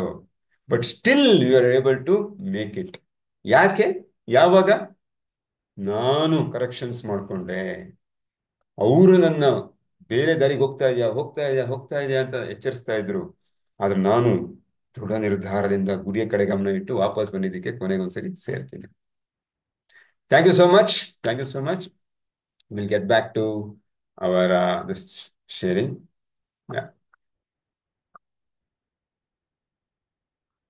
ಸೊ ಏನ್ ಹೇಳ್ತಾರೆ ಅವರು? ಈಗ ಗೊತ್ತಾಗುತ್ತೆ, ಸರಿ, ಫೀಡ್ಬ್ಯಾಕ್ ಬರುತ್ತೆ, ಓಕೆ ಹೇಳ್ತಾ ಇದ್ದಾರೆ, ಬಟ್ ಹೇಗೆ ನಾನು ರೆಸ್ಪಾಂಡ್ ಮಾಡಬೇಕು ಅಂತ. ರೆಸ್ಪಾಂಡ್ ಯಾವ ರೀತಿ ಆಗುತ್ತೆ ನಮಗೆ? ಫೀಡ್ಬ್ಯಾಕ್ ಅಂದ್ರೆ 3 ತರ ಆಗತ್ತೆ ಅಂತ ಲೇಖಕರು ಹೇಳ್ತಾರೆ. ಏನದು? ಒಂದು, ಕೇವಿಂಗ್ ಅಂಡ್ ಪಿಟ್ಟಿಂಗ್. ಕೇವಿಂಗ್ ಏನಂದ್ರೆ ಯಾರೋ ಒಬ್ರು ನೀನ್ ಸರಿ ಇಲ್ಲ, ನೀನ್ ತಪ್ಪು ಮಾಡ್ತಿದ್ಯಾ, ನೀನ್ ಸಾಮರ್ಥ್ಯ ಇಲ್ಲ, ನಿನ್ ಕೈಲಾಗಲ್ಲ ಅಂದ ತಕ್ಷಣ ಏನಾಗ್ಬಿಡುತ್ತೆ? ಒಂದ್ ಕಡೆ ಮುದುಡ್ಕೊಂಡು ಕೂತ್ಕೊಂಡು ಹತ್ಕೊಂಡು ಬಿಟ್ಬಿಡೋದು, ಇಲ್ಲ ನನ್ನ ಕೈಲಾಗಲ್ಲ ಅಂತ ನಾನೇ ಅಂದ್ಕೊಂಡು. ಅದು ಒಂದು ವಿಧ. ಅದೊಂದು ಆಗತ್ತೆ, ಪರ್ಸನಲ್ ಆಗಿ ತಗೊಂಡ್ಬಿಡ್ತೀವಿ. ಆ ವ್ಯಕ್ತಿ ಹೇಗೆ ಹೇಳಿದ್ರು, ಯಾರು ನನಗೆ ಸಪೋರ್ಟ್ ಮಾಡಲ್ಲ, ನಿರಾಶಾ ಕೂಪಕ್ಕೆ ಹೋಗಿ ಬಿದ್ದ್ಬಿಡ್ತೀವಿ, ಬಿಡ್ತೀವಿ. ಹತ್ತಾಗ ಏನಾಗತ್ತೆ? Crying, falling apart, caving in and giving up, ಮೂರು ಮಾಡಿದಾಗ ಒಂದು ಘಟನೆ ಜರುಗುತ್ತೆ. ನಾನು ಹತ್ತಾಗ ನಾನು ವೀಕ್ ಆಗ್ತೀನಿ, ಅಂದ್ರೆ ನಾನು ಆ ಗೇಮಲ್ಲಿ ಇಲ್ಲ, ಆ ಚಾಲೆಂಜ್ ತಗೊಳಕ್ ಸಿದ್ಧನಿಲ್ಲ ಅಂತ ಅರ್ಥ. ಕುಗ್ದು ಬಿಡ್ತೀನಿ, ನನ್ಗೆ ಯಾರು ಸಹಾಯ ಮಾಡಲ್ಲ ಅಂತ ಹೇಳಿ ಆ ಫೀಡ್ಬ್ಯಾಕ್ ಇಂದ. ಹೌದು, ನನ್ನ ಕೈಲಿ ಕಂಟ್ರೋಲ್ ಮಾಡಕ್ಕೆ ಆಗಲ್ಲ, ಇವ್ರು ಎಷ್ಟು ಸಾರಿ ನಾನು ಎಷ್ಟು ಪ್ರಯತ್ನ ಪಟ್ಟರು ಆಗ್ತಾನೆ ಇಲ್ಲ, ನನ್ನ ಕೈಲಿ ಆಗಲ್ಲ, ನಾನು ಎಷ್ಟು ತ್ಯಾಗ ಮಾಡ್ತಾ ಇದ್ದೀನಿ ಆದ್ರೂ ಜನಕ್ಕೆ ಅರ್ಥ ಆಗ್ತಾ ಇಲ್ಲ. ದಾರಿಯಿಂದ ಡಿವೇಟ್. ಎಷ್ಟು ಕಷ್ಟಪಡ್ತೀನಿ, ಅಷ್ಟು ಕಷ್ಟ ನನ್ನ ಪ್ರಾಡಕ್ಟೇ ತಗೋತಾ ಇಲ್ಲ, ಸೇಲೇ ಆಗ್ತಾ ಇಲ್ಲ, ಇನ್ನು ನಾನು ಬಿಸ್ನೆಸ್ ಮಾಡಲ್ಲ, ಅಥವಾ ಇನ್ನು ನನ್ನ ಕೆಲಸದಲ್ಲಿ ಈ ಕಂಪ್ನಿ ಇರಲ್ಲ, ನಾನು ಬೇರೆ ಕಡೆ ಹೋಗ್ತೀನಿ, ವಾಟ್ ಎವರ್ ವಾಟ್ ಎವರ್. ಆದ್ರೆ ಅದರಿಂದ ಏನ್ ಲಾಭ? ನಾವು ಸಕ್ಸಸ್ ಕಡೆ, ಗುರಿ ಕಡೆ ಹೋಗೋದಕ್ಕೆ ಸಾಧ್ಯ ಆಗಲ್ಲ. ಎರಡನೇದು, getting mad at the source of the feedback. ಯಾರು ನನಗೆ ಫೀಡ್ಬ್ಯಾಕ್ ಕೊಡ್ತಾರೆ ಅವ್ರ ಹತ್ರ ಕೋಪ ಬಿಟ್ಕೊಡೋದು. ಇವಾಗ ಫೀಡ್ಬ್ಯಾಕ್ ಹೇಳ್ತಾ ಇರುವಾಗ ಆಫ್ ಕೋರ್ಸ್ ಅಂತ ಅವ್ರು ಹೇಳ್ತಾ ಇಲ್ಲ, ನೀನ್ ದಾರಿ ತಪ್ತಾ ಇದೆಯಾ ಅಂತ ಇಂಡೈರೆಕ್ಟ್ ಆಗಿ ಹೇಳ್ತಾ ಇದ್ದಾರೆ, ಆದ್ರೂ ನಾನು ಅವ್ರ ಹತ್ರ ಕೋಪ ಬಂದ್ಬಿಡೋದು. ನೀನ್ ಬರೀ ನನ್ನ ನೆಗೆಟಿವ್ ನೋಡ್ತಾ ಇದೆಯಾ, ಪಾಸಿಟಿವ್ ಕಾಣಲ್ಲ ನನಗೆ, 99% ಇದೆ ನನ್ನಲ್ಲಿ, ಈ ಒಂದ್ ಅಂಶನ ಯಾಕೆ ಕಾಣುತ್ತೆ ನಿನಗೆ? ನೀನ್ ನನ್ ಕಂಡ್ರೆ ಆಗಲ್ಲ, ಸಾಧ್ಯತೆ ಹೆಚ್ಚು, ಹಾಗೆ ಕೂಗಾಡ್ಬಿಡ್ತೀವಿ. ನಾವೇನ್ ಪ್ರಯತ್ನ ಪಡ್ತಾ ಇದೀವಿ ಅಲ್ಲಿವರೆಗೂ ಶ್ರಮ ಹಾಕಿರ್ತೀವಿ, ಅದೆಲ್ಲ ನೀರಲ್ಲಿ ಹೋಮ. ಮತ್ತೆ ಆ ವ್ಯಕ್ತಿಗೆ ನಮ್ಮ ಮೇಲೆ ಅಭಿಪ್ರಾಯ ಬದಲಾಗ್ಬಿಡುತ್ತೆ. ಆಗತ್ತಾ ಇಲ್ವಾ? ಆಗತ್ತೆ. ಸೊ ಇದನ್ನೆಲ್ಲ ಕಡೆ ಅನ್ವಯಿಸ್ಕೋಬಹುದು, ಆಫೀಸಲ್ಲಾಗ್ಲಿ, ಪರ್ಸನಲ್ ಲೈಫಲ್ಲಾಗ್ಲಿ, ಅಥವಾ ಬಿಸ್ನೆಸ್ ಅಲ್ಲಾಗ್ಲಿ, ಎಲ್ಲ ಕಡೆನೂ ಇದನ್ನ ಅನ್ವಯಿಸ್ಕೋಬಹುದು. ನಾವು ಅವ್ರ ಕಡೆ ರಿಯಾಕ್ಟ್ ಮಾಡಿದಾಗ ನಮಗೆ ಪಾಸಿಬಿಲಿಟಿ ಕಡಿಮೆ. ಇಲ್ಲಿಂದ ಬರ್ತಾ ಇದೆ ಮೂಲ ಫೀಡ್ಬ್ಯಾಕ್ ನನಗೆ. ಮಕ್ಳೇ ಹೇಳ್ಬೋದು, ಅಪ್ಪ ನೀನ್ ಸರಿಯಾಗಿ ನಮ್ಗೆ ನೋಡ್ಕೋತಾ ಇಲ್ಲ ಅಂತ. ಏಯ್ ಹೇಳಿದ ಮಾತು ಕೇಳ್ರು, ನಾನ್ ದೊಡ್ಡ ನಂಗೆಲ್ಲ ಮಾತಾಡ್ಬಾರ್ದು ಅಂತ ಹೇಳಿ ದಬಾಯಿಸ್ಬೋದು. ಬಟ್ ಆಕ್ಚುಲಿ ಅವ್ರು ಎಲ್ಲೋ ಅಲರ್ಟ್ಸ್ ಕೊಡ್ತಾ ಇದ್ದಾರೆ, ಇಲ್ಲಪ್ಪ ನಮ್ ಸಂಬಂಧ ಬಿರುಕು ಬಿಡೋ ಸಾಧ್ಯತೆ ಇದೆ, ನಿಮ್ ಬಗ್ಗೆ ನೀವು ನನಗೆ ಸಮಯ ಕೊಡ್ತಾ ಇಲ್ಲ, ನೀವು ನನ್ಗೆ ಬೈತಾ ಇದ್ದೀರಾ, ಹೊಡಿತಾ ಇದ್ದೀರಾ, ಅಥವಾ ಏನೋ ಒಂದು ರೀತಿಲಿ ನನ್ನನ್ನ ಒಬ್ಬ ಮಗು ತರ ನೀವು ಟ್ರೀಟ್ ಮಾಡ್ತಾ ಇಲ್ಲ ಅಂತ ಎಲ್ಲೋ ಅಲರ್ಟ್ಸ್ ಅಂತಾರೆ ಅದನ್ನ. ಈಗ ರೆಡ್ ಲೈಟ್ ಬರಕ್ ಮುಂಚೆ ಎಲ್ಲ ಲೈಟ್ ಬರುತ್ತಲ್ಲ, ಬ್ಲಿಂಕರ್, ನಮ್ಮ ಟ್ರಾಫಿಕ್ ಸಿಗ್ನಲ್ ಅಲ್ಲಿ ನೆಕ್ಸ್ಟ್ ರೆಡ್ ಬರುತ್ತೆ ಅಂತ, ಅದ್ರ ಅಲರ್ಟ್ಸ್. ಯಾವ್ದೋ ಒಂದ್ ಕಸ್ಟಮರ್ ಫೀಡ್ಬ್ಯಾಕ್ ಕೊಡ್ತಾನೆ, ಸರಿ ಇಲ್ಲ ನಿಮ್ ಪ್ರಾಡಕ್ಟ್ ಅಂತ, ಅವಲೇ ತಗೋಬೇಕು. ಸುಮ್ನೆ ಇದ್ ಬಿಟ್ಟು ಅವ್ನು ಯಾರೋ ಸರಿ ಇಲ್ಲ, ನನ್ ಕಂಡ್ರೆ ನನ್ ಕಂಪ್ನಿ ಕಂಡ್ರೆ ಆಗಲ್ಲ ಅಂತ ಸುಮ್ನೆ ಬಿಡ್ತು, ನಾನೆಲ್ಲ ಕಸ್ಟಮರ್ಸು ಪ್ರಾಡಕ್ಟ್ ತಗೊಳ್ಳೋಣ. ಸೊ ಅವನಲ್ಲಿ ಏನಿದೆ ಅಂತ ತಗೋಬೇಕು ಅಂದ್ರೆ ನಮ್ಗೆ ಆ ಒಂದು ವಿಶಾಲ ಮನೋಭಾವ ಬೇಕು. ಮತ್ತೆ ಕೋಪಗೊಂಡ್ಬಾರ್ದು, ಬೇಜಾರ್ ಮಾಡ್ಕೋಬಾರ್ದು. ಮತ್ತೆ ಇನ್ನೊಬ್ರು ಮಾಡ್ತಾರೆ ಇನ್ನೊಂಥರ, ಇಗ್ನೋರಿಂಗ್ ದ ಫೀಡ್ಬ್ಯಾಕ್. ನೀನೇನಾದ್ರು ಹೇಳ್ಕೊತಾರಪ್ಪ, ನಾನು ಕಿವಿಗೆ ಕೇಳೋದೇ ಇಲ್ಲ, ಯಾಕಂದ್ರೆ ನೀನೇ ನೆಗೆಟಿವ್, ನಾನು ಡಿಮೋಟಿವೇಟ್ ಮಾಡುತ್ತೆ, ನೀನು ಪೂರ್ವಾಗ್ರಹ ಪೀಡಿತನಾಗಿ ನನಗೆ ಹೇಳ್ತಾ ಇದೀಯಾ ಅಂತ ಹೇಳ್ತಾರೆ. ಯಾವ್ದೋ ಒಂದ್ ಕಡೆ ಹಿಂದೆ ಘಟನೆ ಆಗಿರುತ್ತೆ, ಜಗಳ ಆಗಿರುತ್ತೆ, ಮನಸ್ತಾಪ ಆಗಿರುತ್ತೆ, ಯಾವ್ದೋ ಒಂದು ದೃಷ್ಟಿನಲ್ಲಿ ನಾವು ತಗೊಳ್ಳೋದಿಲ್ಲ, ನೀವು ಮುಚ್ಕೊಂಡು ಹೋಗ್ತೀವಿ. ಅದು ಮಾಡಬಾರ್ದು, ಆ ರೀತಿ ರೆಸ್ಪಾಂಡ್ ಮಾಡಬಾರ್ದು ಅಂತ ಹೇಳ್ತಾರೆ.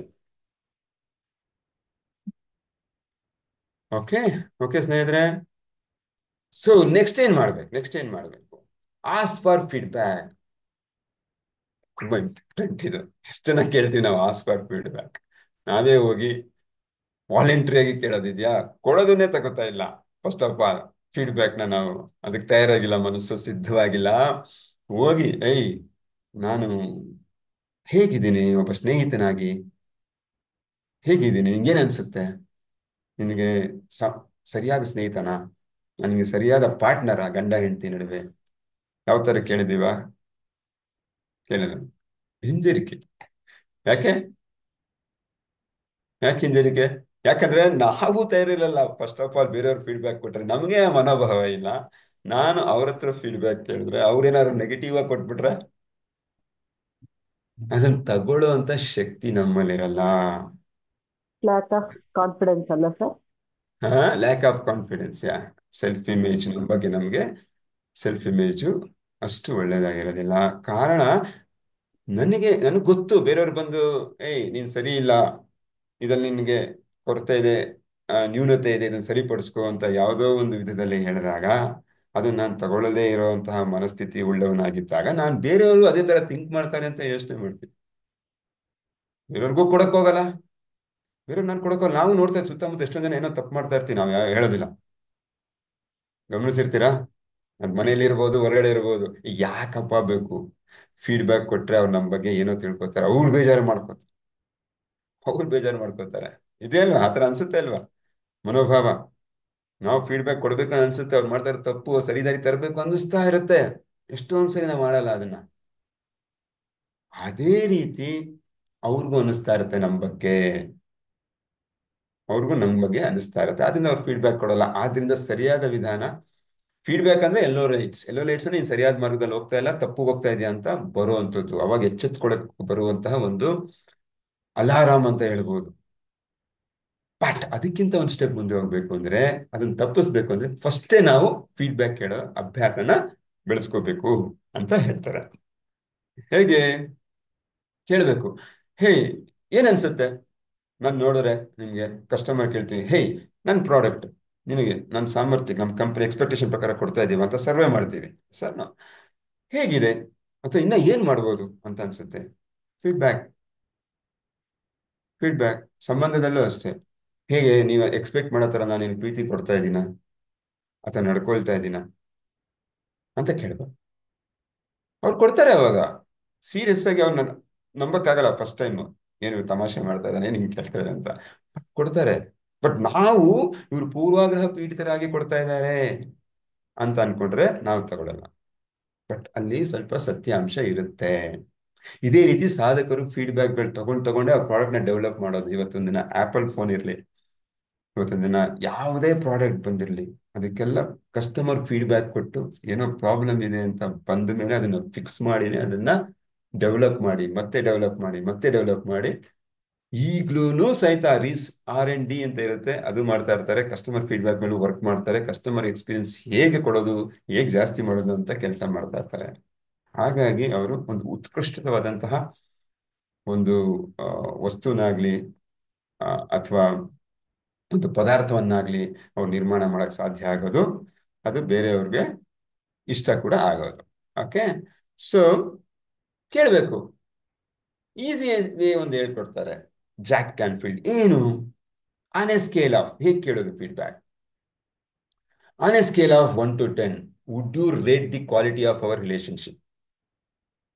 ಸಂಬಂಧಕ್ಕೆ ಬಂದ್ರೆ, ನಿಮ್ಮ ಸಂಬಂಧ ಏನಿದೆ ಅದ್ರಲ್ಲಿ ಗುಣಮಟ್ಟ ಎಷ್ಟು ನಾವು ಅನ್ಕೊಂಡಿರೋ ತರ ಇದೆಯಾ ಇಲ್ವಾ ಅನ್ನಕ್ಕೆ 1 ರಿಂದ 10 ಒಳಗಿನ ಒಂದು ರೇಟಿಂಗ್ ಮಾಡಿ.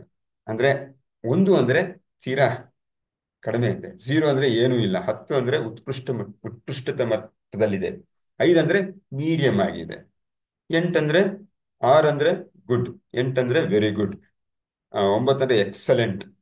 ಆ ಥರ ಎಕ್ಸ್ಟ್ರಾರ್ನರಿ 10, ಬೇರೆ ಏನು ಕರೆಕ್ಷನ್ನೇ ಬೇಕಾಗಿಲ್ಲ 10 ಕೊಟ್ಬಿಟ್ರೆ ಅಂತ. ಅದಕ್ಕಿಂತ ಕಡಿಮೆ ಕೊಟ್ರೆ ಅಂದ್ರೆ ನಾವು ಆ ಒಂದು ಲೆವೆಲಲ್ಲಿ ನಾವು ಪರ್ಫಾರ್ಮ್ ಮಾಡ್ತಾ ಇಲ್ಲ ಅಂತ ಅರ್ಥ. ಯಾವುದೇ ಏರಿಯಾ ತಗೋಬಹುದು, ಯಾವುದೇ ಏರಿಯಾ ತಗೋಬಹುದು ಅಂತ ತಿಳ್ಕೊಬೇಕು. ಅದು ಲಾಸ್ಟ್ ವೀಕ್ ಕೇಳಿದ್ರೆ ಒಳ್ಳೇದು. ಲಾಸ್ಟ್ ವೀಕ್ ಯಾಕಂದ್ರೆ ಒಬ್ರಿಗೆ ಏನಾದ್ರು ಕೇಳ್ಬಿಟ್ರೆ ಹಳೇದು 10 ವರ್ಷ 15 ವರ್ಷದೆಲ್ಲ ತಲೆಯಲ್ಲಿ ಇಟ್ಕೊಂಡು ಫೀಡ್ಬ್ಯಾಕ್ ಕೊಟ್ಬಿಡ್ತಾರೆ. ಅದು ಇರ್ರೆಲವೆಂಟ್, ಬೇಕಾಗಿಲ್ಲ, ಅದು ಅನಾವಶ್ಯಕ. ಯಾಕಂದ್ರೆ ನಾವೀಗ ಬದಲಾಗಿದ್ದೀವಿ ಸ್ವಾಮಿ. ಈಗ ಹೇಳಿ, ಈ ಲಾಸ್ಟ್ ವೀಕಲ್ಲಿ ನನ್ನ ಪರ್ಫಾರ್ಮೆನ್ಸ್ ಹೇಗಿದೆ? ನನ್ನ ಪ್ರಾಡಕ್ಟ್ ಅಫ್ಕೋರ್ಸ್ ನಾನು ಬಿಲ್ಡ್ ಮಾಡುವಾಗ ಕೆಟ್ಟದಾಗಿತ್ತು 5 ವರ್ಷಗಳ ಹಿಂದೆ. ಈಗ ತಗೊಂಡಿದ್ದೀರಲ್ಲ, ಈಗ ಹಂಗೆ ಅನ್ಸುತ್ತೆ, ಅದು ಕೊಡಿ, ಅದು ನನಗೆ ಬೇಕು. ಅದರಿಂದ ಆ ಲೆವೆಲ್ ನೆಕ್ಸ್ಟ್ ಲೆವೆಲ್ಗೆ ಹೋಗ್ತೀನಿ. ಸೊ ಅದು ಸ್ಪೆಸಿಫಿಕ್ ಆಗಿರ್ಬೇಕು ಕೇಳುವಾಗ.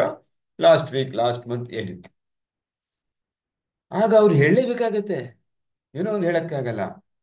ಬಟ್ ಒಂದ್ ತಿಳ್ಕೋಬೇಕು, ಯಾವಾಗ ಅವ್ರ ರೇಟಿಂಗ್ 10ಕ್ಕಿಂತ ಕಡಿಮೆ 9 ಬಂದರೂ ಸಹಿತ ನಾವು ನಮ್ಮ ಏರಿಯಾ ಆಫ್ ಇಂಪ್ರೂವ್ಮೆಂಟ್ ಏನೋ ಇದೆ ಅಂತ ಅನ್ಕೋಬೇಕು. ಮತ್ತೆ ಅವ್ರನ್ನ ಕೇಳಬೇಕು, ಓಕೆ 10 ಇಂದ 9 ಕೊಟ್ಟಿದ್ಯಾ, ಆ, 1ನ್ನ ಜಾಸ್ತಿ ಮಾಡಕ್ಕೆ ಏನ್ ಎಕ್ಸ್ಪೆಕ್ಟ್ ಮಾಡ್ತೀರಾ ನೀವು? ಯಾವ ರೀತಿ ಇರ್ಬೇಕು ನಾನು? ಯಾವ ರೀತಿ ಪ್ರಾಡಕ್ಟ್ನ ಕೊಡ್ಬೇಕು? ಯಾವ ರೀತಿ ಕೆಲಸ ಮಾಡ್ಬೇಕು ಆಫೀಸಲ್ಲಿ? ಯಾವ ರೀತಿ ಸಂಬಂಧದಲ್ಲಿ ಇರಬೇಕು ಅಂತ ಅನ್ಸುತ್ತೆ? ಯಾಕೆ ನಿಮ್ಗೆ ಅನ್ಸುತ್ತೆ 9 ಕೊಡ್ಬೇಕು ಅಂತ ಅನ್ಸುತ್ತೆ? ಕೇಳ್ಬೇಕು. ವಿಚಿತ್ರ ಅನ್ಸಿದ್ರು ಇದು ಕೆಲಸ ಮಾಡುತ್ತೆ ಫ್ರೆಂಡ್ಸ್, ಖಂಡಿತವಾಗ್ಲೂ ಕೆಲಸ ಮಾಡುತ್ತೆ. ಅವರು ಕನ್ಸ್ಟ್ರಕ್ಟಿವ್ ಫೀಡ್ಬ್ಯಾಕ್ ಕೊಡ್ಬೇಕಾಗತ್ತೆ ನಿಮ್ಗೆ. ಈಗ ವಿವರಣೆ ಕೊಟ್ಟು ಕೊಡ್ಬೇಕಾಗತ್ತೆ, ಸುಮ್ಮನೆ ಹೇಳಕ್ಕಾಗಲ್ಲ. ಸುಮ್ಮನೆ ಹೇಳ್ಬಿಡೋದು, ಎಷ್ಟು ಕೊಡ್ತೀರಿ? 5 ಕೊಡ್ತೀನಿ, ಬಿಟ್ಬಿಡ್ಬೋದು, ನಾವು ಬೇಜಾರು ಮಾಡ್ಕೋಬಹುದು. ಬಟ್ 5 ಏನಕ್ಕೆ ಕೊಟ್ಟೆ? ಆ ಅಂಶ ಇಂಪಾರ್ಟೆಂಟ್. ಅದೇ ಏರಿಯಾ ಆಫ್ ಇಂಪ್ರೂವ್ಮೆಂಟ್, ಅದೇ ಏರಿಯಾ ಆಫ್ ಇಂಪ್ರೂವ್ಮೆಂಟ್. ಎಲ್ಲ ಓಕೆ, ಎಲ್ಲ ಓಕೆ.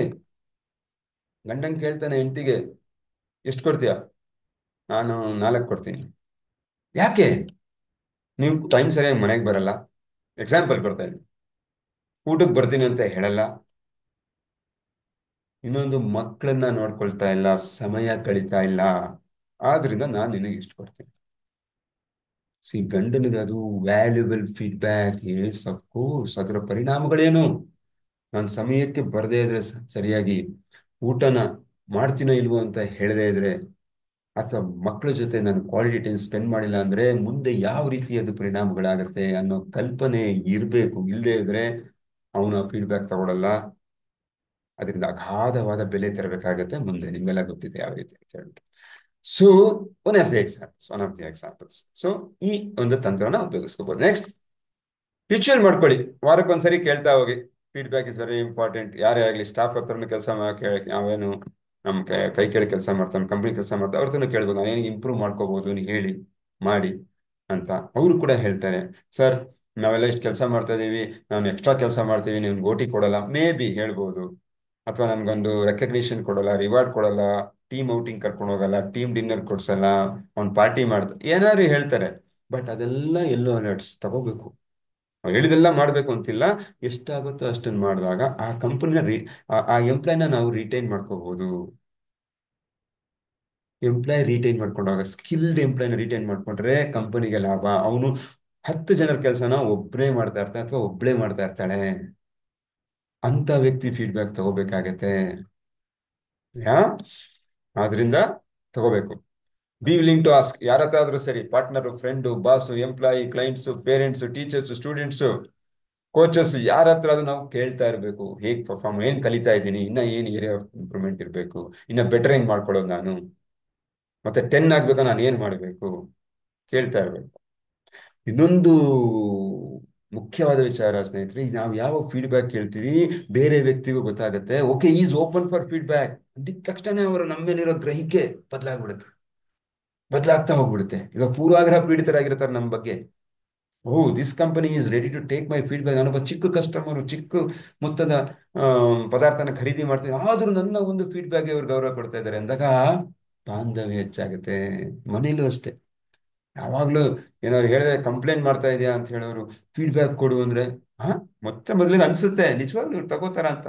ಆದ್ರೂ ಒಂದು ಹೆಸಿಟೇಷನ್, ಹಿಂಜರಿಕೆಯಿಂದ ಕೊಡ್ತಾರೆ. ಅದನ್ನ ತಗೊಂಡ್ಬಿಟ್ಟೆ ಅಂದ್ರೆ ಅವ್ರಿಗೆ ನಮ್ಮ ಮೇಲೆ ಅಭಿಪ್ರಾಯ ಬದಲಾಗ್ತಾ ಹೋಗುತ್ತೆ. That is very very important. ಆ ಒಂದು ಅಭಿಪ್ರಾಯ ಬದಲಾಗ್ಲೇಬೇಕು. ಅದಾದ್ರೇನೆ ನಮ್ಮ ಒಂದು ಸಂಬಂಧದಲ್ಲೇ ಬದಲಾವಣೆಗಳಾಗತ್ತಾ ಹೋಗೋದು. Sir no. ಸೊ ಇದೆಲ್ಲ ಎಕ್ಸಾಂಪಲ್ಸ್ ಇದೆ. ಫಾರ್ ಎಕ್ಸಾಂಪಲ್, ಇದೊಂದು ಲೇಡಿ ಇರ್ತಾರೆ. ಅವರು she wanted to make $1 lakh per month ಮಾಡ್ಬೇಕಾಗತ್ತೆ. ಹೇಗೆ ಅಂತ ಪ್ಲಾನ್ ಮಾಡ್ತಾರೆ. ಅವರು ಕೇಳ್ತಾರೆ, ನಾನು ವೆಯ್ಟ್ ರಿಡಕ್ಷನ್ ಕ್ಲಾಸ್ಗಳನ್ನ ತಗೊಂಡು ಜನರಿಗೆ ಸಹಾಯ ಮಾಡಿ $1 lakh 90 days ಅಲ್ಲಿ ಸಂಪಾದಿಸ್ಬೇಕು ಅಂತ. ಅದೇ ಏನ್ ಮಾಡ್ಬೇಕು ಅಂತ ಕೇಳಿದಾಗ, ಕೇಳಿ ಫೀಡ್ಬ್ಯಾಕ್ ಅಂತ ಕೇಳ್ತಾರೆ. ಆ ಫೀಡ್ಬ್ಯಾಕ್ ಇಂದ ಹೋಗ್ತಾರೆ. ಯಾರನ್ನ ಕೇಳಬೇಕು? ವುಮೆನ್ ಹತ್ರ ಹೋಗಿ ಕೇಳ್ತಾರೆ, ಏನ್ ಬೇಕು ನಿಮ್ಗೆ, ವೆಯ್ಟ್ ರಿಡಕ್ಷನ್ ಮಾಡಬೇಕು ಅಂತ ಇಷ್ಟ ಇದೆಯಾ? ಎಸ್, ನನಗೆ ಇಷ್ಟ ಇದೆ. ಎಷ್ಟು ಮಾಡಬೇಕು? ಮಿನಿಮಮ್ 5 kg ಕಮ್ಮಿ ಮಾಡಬೇಕು ಅಂತ ಆ ಫೀಡ್ಬ್ಯಾಕ್ ಸಿಗುತ್ತೆ. ನೆಕ್ಸ್ಟ್, ಓಕೆ, ನಿಮ್ಮ ದೇಹದ ಯಾವ ಭಾಗ ಯಾವ ಭಾಗದಲ್ಲಿ ನಿಮ್ಗನ್ಸುತ್ತೆ ವೆಯ್ಟ್ ರಿಡಕ್ಷನ್ ಮಾಡಬೇಕು ಅಂದಾಗ ಅವ್ರು ಎಲ್ಲರೂ ಹೇಳ್ತಾರೆ, ಮ್ಯಾಕ್ಸಿಮಮ್ ಜನ ತೊಡೆನಲ್ಲಿ ಅವರು ಕಮ್ಮಿ ಮಾಡಬೇಕು ಅಂತ ಹೇಳಿ. ಅದಕ್ಕೆ ಸ್ಕರ್ಟ್ ಹಾಕೊಂಡಾಗ ಚೆನ್ನಾಗಿ ಕಾಣಬೇಕು ಅನ್ನೋ ಉದ್ದೇಶದಲ್ಲಿ ಅದನ್ನ ಹೇಳ್ತಾರೆ. ಮತ್ತೆ ಇವ್ರು ಕೇಳ್ತಾರೆ, ಮತ್ತೆ ಫೀಡ್ಬ್ಯಾಕ್ ಯಾವಾಗ ಬೇಕು ನಿಮಗೆ, ಎಷ್ಟು ದಿನಗಳಲ್ಲಿ ಆಗ್ಬೇಕು? ಆಗ ಹೇಳ್ತಾರೆ ಅವರು, ಓಕೆ, ನನಗೆ ನೆಕ್ಸ್ಟ್ ಇವಾಗ ಜೂನ್ ಇದೆ, ಜುಲೈಗೆ ಆಗ್ಬೇಕು ಅಂದ್ರೆ 30 days ಒಳಗೆ ಆಗ್ಬೇಕು ಅಂದಾಗ ಆಗ ಅವರು ಅದ್ರ ಸಂಬಂಧ ಒಂದು ಪುಸ್ತಕನ ಬರೀತಾರೆ. ಆ ಫೀಡ್ಬ್ಯಾಕ್ ತಗೊಂಡು ಮತ್ತೆ ಅದು ಸೇಲ್ ಆಗತ್ತೆ. ಒಂದೊಂದಕ್ಕೆ $1 ಅಂದ್ರೂ 60 ದಿನದಲ್ಲೇ ಅವರಿಗೆ ವಾಪಸ್ ದುಡ್ಡು ಬಂದ್ಬಿಡುತ್ತೆ. ಸೊ ಫೀಡ್ಬ್ಯಾಕ್ದು ಪವರ್ ಇದೆ. ಎಕ್ಸಾಂಪಲ್ ಅಷ್ಟೇ. ಆಮೇಲೆ ಎಕ್ಸಾಂಪಲ್ಸ್ ಜಾಸ್ತಿ ಇರೋಣ. In the interest of time ನಾವು ಮುಂದಕ್ಕೆ ಹೋಗೋಣ. ಇದೆಲ್ಲ ನಾವು ಮಾತಾಡಿದೀವಿ. ಹಾ, ಇನ್ನೊಂದು ಬರುತ್ತೆ, ಈಸ್ ಫೀಡ್ಬ್ಯಾಕ್ ಆಕ್ಯುರೇಟ್? ಅದಕ್ಕೆ ಮುಂಚೆ listen to the feedback. Body ಆಗ್ಲೇ ಹೇಳ್ತಾ ಇರುತ್ತೆ, BP, ತಲೆನೋವು ಬರ್ತಾ ಇರುತ್ತೆ, ಲೈಟ್ ಆಗಿ ಏನೋ ಒಂಥರ ಅನ್ಸ್ತಾ ಇರುತ್ತೆ, ಆಯಾಸ ಅನ್ಸ್ತಾ ಇರುತ್ತೆ. ಅದೆಲ್ಲ ಫೀಡ್ಬ್ಯಾಕ್ಗಳೇ ಬಾಡಿ ಕೊಡೋದು. ನಾನ್ ವರ್ಬಲ್ ಫೀಡ್ಬ್ಯಾಕ್, ಆರೋಗ್ಯ ಸರಿ ಇಲ್ಲ, ಎಲ್ಲೋ ಓಡಿಸ್ಕೊಂತಾ ಇದೆಯಾ ನೀನು ಅಂತ. ಅವಾಗ ಎಚ್ಚೆತ್ಕೋಬೇಕಾಗತ್ತೆ ಅಲ್ವಾ? ಸುಮ್ನೆ ಕೋಪ ಮಾಡ್ಕೋತಾ ಇರ್ತಾರೆ ಮಕ್ಕಳು, ಒಂಥರ ಪೇಷನ್ಸೇ ಇಲ್ದಿರೋ ತರ. ಅದು ಫೀಡ್ಬ್ಯಾಕ್ ಅಲ್ವಾ? ಕಸ್ಟಮರು ಸರಿಯಾಗಿ ರೆಸ್ಪಾಂಡ್ ಮಾಡ್ತಾ ಇಲ್ಲ, ಫೀಡ್ಬ್ಯಾಕ್. ಆಫೀಸಲ್ಲಿ ಹೈಯರ್ ಟಾಪ್ ಮ್ಯಾನೇಜ್ಮೆಂಟ್ ಸರಿಯಾಗಿ ರೆಸ್ಪಾಂಡ್ ಅದು ಫೀಡ್ಬ್ಯಾಕ್. ಇದೆಲ್ಲ ಒಳಗಡೆ ಡೀಪ್ ಆಗಿ ಇಡಬೇಕು. ಆಮೇಲೆ is all the feedback accurate ಅಲ್ವಾ? ಎಲ್ಲ ಫೀಡ್ಬ್ಯಾಕು ಪರ್ಫೆಕ್ಟ್ ಆಗಿರುತ್ತಾ? ಅದು ಒಂದು ಪ್ರಶ್ನೆ ಮೂಡುತ್ತೆ.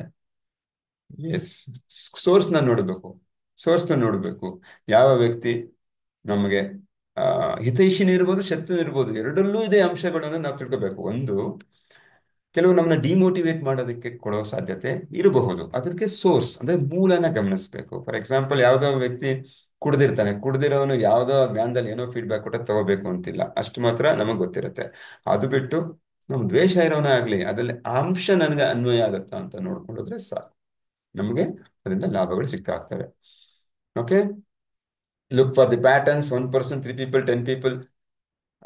ಅದು ಒಂದು ಎಕ್ಸಾಂಪಲ್ ಅಷ್ಟೇ. ಅದು ಯಾವಾಗ 1 ಪರ್ಸನ್ ಒಂದು ವಿಷಯ ಹೇಳ್ತಾರೆ ನನ್ನ ಬಗ್ಗೆ ಅಂತ ಹೇಳಿದ್ರೆ, ನಾವು ತಗೊಳ್ದೇ ಇರ್ಬೋದು. 3 ಜನ ಹೇಳಿದಾಗ ನನ್ ಕಂಡ್ರೆ ಇಷ್ಟ ಇಲ್ಲ ಅಂತ ಹೇಳ್ಬೋದು. ಬಟ್ 10 ಜನನು ಅದನ್ನೇ ಹೇಳ್ತಾ ಇದ್ರೆ, 10 ಕಸ್ಟಮರ್ ಆ ಥರ ಫೀಡ್ಬ್ಯಾಕ್ ಕೊಡ್ತಾ ಇದ್ರೆ, ಆಫೀಸಲ್ಲಿ 10 ಕಲೀಗ್ಸು ಆ ಒಂದು ಗುಣಗಳಲ್ಲಿ ಸರಿ ಇಲ್ಲ ಅಂತ ಹೇಳ್ತಿದ್ರೆ, ಅವಾಗ ಸೀರಿಯಸ್ ಆಗಿ ತಗೋಬೇಕು ಅಂತ ಹೇಳ್ತಾರೆ ಲೇಖಕರು.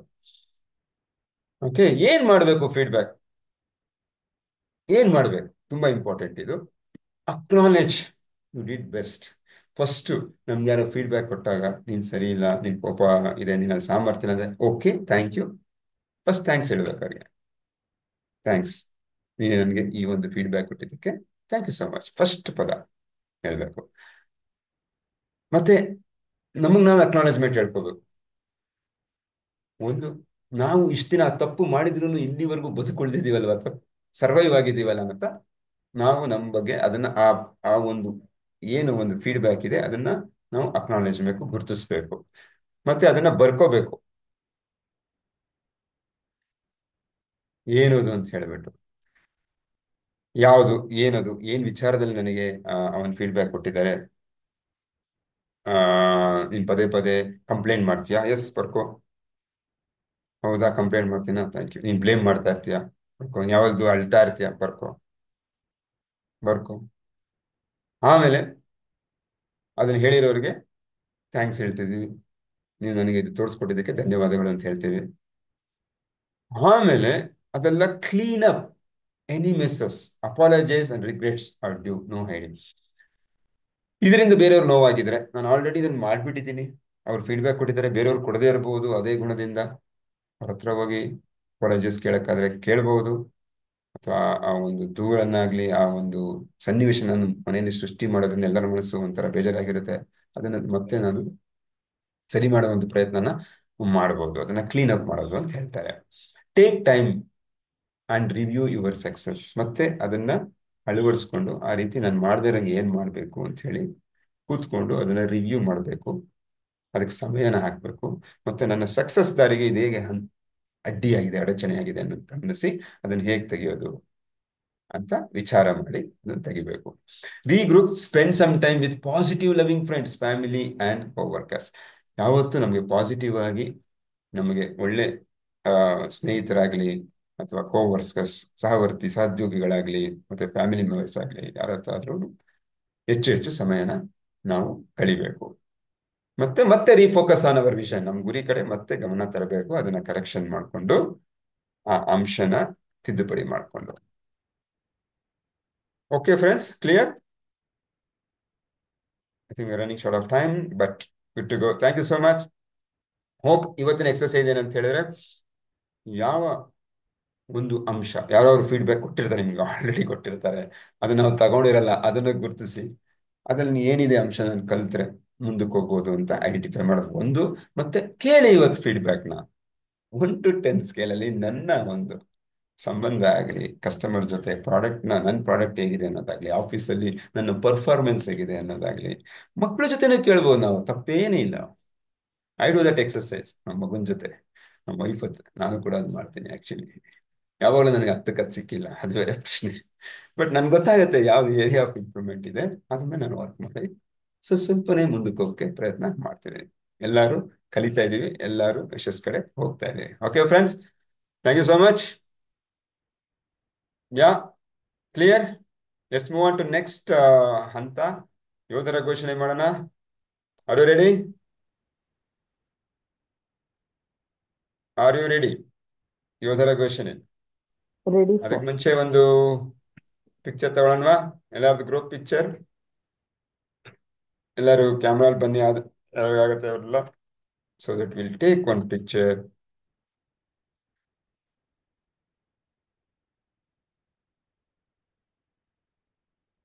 Yeah.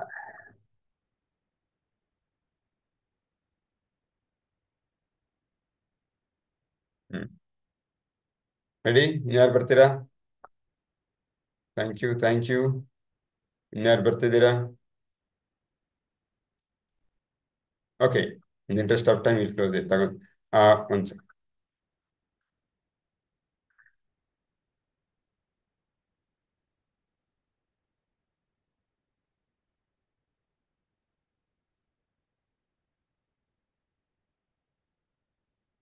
Hmm. We are all Aparamitas, winners. Yeah. One, two, three, go. Do this. Yeah. Thank you so much, thank you so much. ಈಗ ಗ್ರೂಪಲ್ಲಿ ಪೋಸ್ಟ್ ಮಾಡ್ತಾ ಇದ್ದೀನಿ. ಒಂದು 30 seconds just go and like it. So that this is our daily rituals. So that ನಾವೆಲ್ಲ together ಆಗಿದ್ದೀವಿ, ಒಟ್ಟಿಗೆ ಇದ್ದೀವಿ, ನಮ್ದೊಂದು ಕುಟುಂಬ ಥರ ಅಂತ ನಾವು ಫೀಲ್ ಮಾಡಬೇಕು. ನಾವೆಲ್ಲ ಸಾಧಕರು. ಹಾಗಾಗಿ ನಮ್ಮನ್ನ ನಾವು ಒಟ್ಟಿಗೆ ನೋಡ್ಕೊಳ್ಳೋದ್ರಿಂದ ಖುಷಿ ಆಗತ್ತೆ. That is what we are going to do every day. That is the whole purpose behind this exercise. Yes. ನಾನಿಲ್ಲಿ ಅದನ್ನ ಹಾಕ್ತಾ ಇದ್ದೀನಿ, ಪೋಸ್ಟ್ ಮಾಡ್ತಾ ಇದ್ದೀನಿ.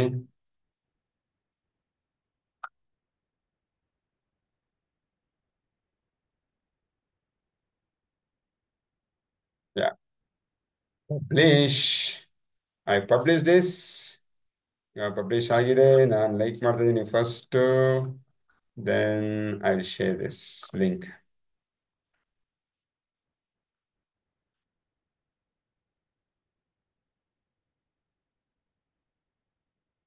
ಯಾ,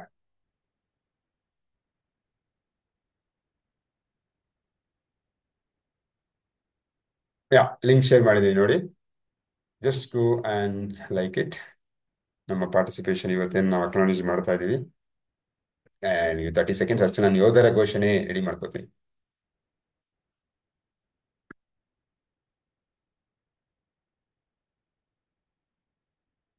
ಯಾ,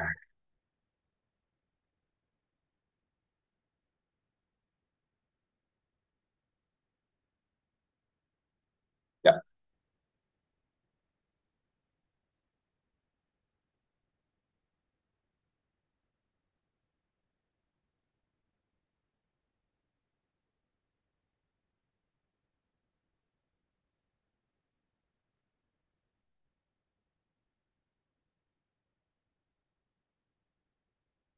ಆಯ್ತಾ ಸ್ನೇಹಿತರೆ?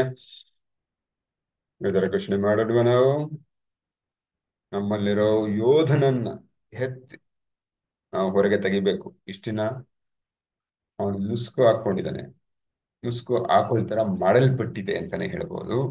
ನಾವು ಅವನ್ನ ತೆಗಿತೀವಿ. ಆದಾಗ್ಲೇ ನಾವು ಯೋಧನ ರೀತಿ ಕೆಲಸ ಕಾರ್ಯಗಳನ್ನು ನಾವು ಮಾಡ್ತೀವಿ, ಹೋರಾಟದಲ್ಲಿ ಭಾಗವಹಿಸ್ತೀವಿ ಮತ್ತು ಆ ಯುದ್ಧದಲ್ಲಿ ಗೆದ್ದು ಗೆಲುವನ್ನ ನಮ್ದಾಗ ಮಾಡ್ಕೊತೀವಿ. ಸೊ ಯೋಧನ ರೀತಿಯ ಒಂದು ಒಂದು ಬಿಹೇವಿಯರ್ ಅಥವಾ ಪ್ಯಾಟರ್ನ್ ನಾವು ಅಡಾಪ್ಟ್ ಮಾಡ್ಕೊಳ್ತಾ ಇದ್ದೀವಿ ಇದರಿಂದ. Okay, ready, steady, 1 2 3 go. ಕಾಣಿಸ್ತಾ ಇದೆ ಸ್ಕ್ರೀನ್? ಕಾಣಿಸ್ತಾ ಇದೆ ಯೋಧರ ಘೋಷಣೆ? Are you able to see my screen? Yes or no? I am sharing my ಕಾಣಿಸ್ತಿದೆ. Screen. Okay, thank you. Let's go. ನಾನು ಹೇಳ್ತೀನಿ, ನೀವು ಪುನರಾವರ್ತನೆ ಮಾಡಿ ಗಟ್ಟಿಯಾಗಿ ಹೇಳ್ಕೊಳ್ಳಿ. ನಾನು ಒಬ್ಬ ಯೋಧ. ಭಯದ ನಡುವೆಯೂ ನಾನು ಕ್ರಮ ಕೈಗೊಳ್ಳುತ್ತೇನೆ. ನಾನು ಒಬ್ಬ ಯೋಧ. ಏನೇ ಆಗಲಿ ನಾನು ಏನನ್ನಾದರೂ ಮಾಡಲು ಸಿದ್ಧನಾಗಿದ್ದೇನೆ. ನಾನು ಒಬ್ಬ ಯೋಧ. ನಾನು ಪ್ರತಿಯೊಂದು ಕೆಲಸವನ್ನು 100% ಮಾಡೇ ಮಾಡುತ್ತೇನೆ. ನಾನು ಒಬ್ಬ ಯೋಧ. ನಾನು ಕಠಿಣವಾದದ್ದನ್ನು ಮಾಡಲು ಸಿದ್ಧನಾಗಿದ್ದೇನೆ. ನಾನು ಒಬ್ಬ ಯೋಧ. ಯಾವುದೇ ರೀತಿಯ ಮನಸ್ಥಿತಿಯ ನಡುವೆ ನಾನು ಕ್ರಮ ಕೈಗೊಳ್ಳುತ್ತೇನೆ. ನಾನು ಒಬ್ಬ ಯೋಧ. ಯಾವುದೇ ಅಡಚಣೆಗಿಂತಲೂ ನಾನು ದೊಡ್ಡವನಾಗಿದ್ದೇನೆ. ನಾನು ಒಬ್ಬ ಯೋಧ. ನಾನು ಎಂದಿಗೂ ಸೋಲನ್ನು ಒಪ್ಪಿಕೊಳ್ಳುವುದಿಲ್ಲ. ನಾನು ಒಬ್ಬ ಯೋಧ. ನನ್ನ ಜೀವನದ ಪ್ರತಿಯೊಂದು ಕ್ಷಣವನ್ನು ನಾನೇ ಸೃಷ್ಟಿಸುತ್ತೇನೆ. ನಾನು ಒಬ್ಬ ಯೋಧ. ನನ್ನ ಆಯ್ಕೆಗಳು ನನ್ನ ವಾಸ್ತವಿಕತೆಯನ್ನು ರೂಪಿಸುತ್ತವೆ. ನಾನು ಒಬ್ಬ ಯೋಧ. ನನ್ನ ಪ್ರತಿಕ್ರಿಯೆ ನನ್ನ ಫಲಿತಾಂಶವನ್ನು ರೂಪಿಸುತ್ತದೆ. ನನಗಾಗೋದಿಲ್ಲ ಅನ್ನೋ ಮಾತೇ ಇಲ್ಲ. ನಾನು ಮಾಡೋದು ಅಥವಾ ಬಿಡೋದು ನನ್ನ ಆಯ್ಕೆ. ಪ್ರಯತ್ನಿಸ್ತೀನಿ ಅನ್ನೋದಿಲ್ಲ, ನಾನು ಮಾಡುವೆ ಇಲ್ಲ ಮಾಡೋದಿಲ್ಲ. ನಾನು ನನ್ನ ಹೃದಯಕ್ಕೆ ಸತ್ಯನಿಷ್ಠನಾಗಿದ್ದೇನೆ. ನಾನು ಒಬ್ಬ ಯೋಧ. ನಾನು ನನ್ನ ಸತ್ಯವನ್ನು ಸಹಾನುಭೂತಿಯಿಂದೊಂದಿಗೆ ಹೇಳುತ್ತೇನೆ. ನಾನು ಒಬ್ಬ ಯೋಧ. ನಾನು ನನ್ನ ಬದ್ಧತೆಯನ್ನು ಕಾಯ್ದುಕೊಳ್ಳುತ್ತೇನೆ. ನಾನು ಒಬ್ಬ ಯೋಧ. ನನ್ನ ಮಾತೇ ಕಾನೂನು. ನಾನು ಒಬ್ಬ ಯೋಧ. ನಾನು ನನ್ನನ್ನು ಈಗಲೇ ಅನುಮೋದಿಸುತ್ತೇನೆ. ನಾನು ಒಬ್ಬ ಯೋಧ. ನನಗೆ ಎಲ್ಲ ಸಾಧ್ಯವಿದೆ ಎಂದು ನಾನು ನಂಬುತ್ತೇನೆ. ನಾನು ಒಬ್ಬ ಯೋಧ. ನಾನು ನನ್ನ ಗುರಿಗಳನ್ನು ಸಾಧಿಸುತ್ತೇನೆ. ನಾನು ಒಬ್ಬ ಯೋಧ. ನಾನು ಒಬ್ಬ ಯೋಧ. ನಾನು ಒಬ್ಬ ಯೋಧ.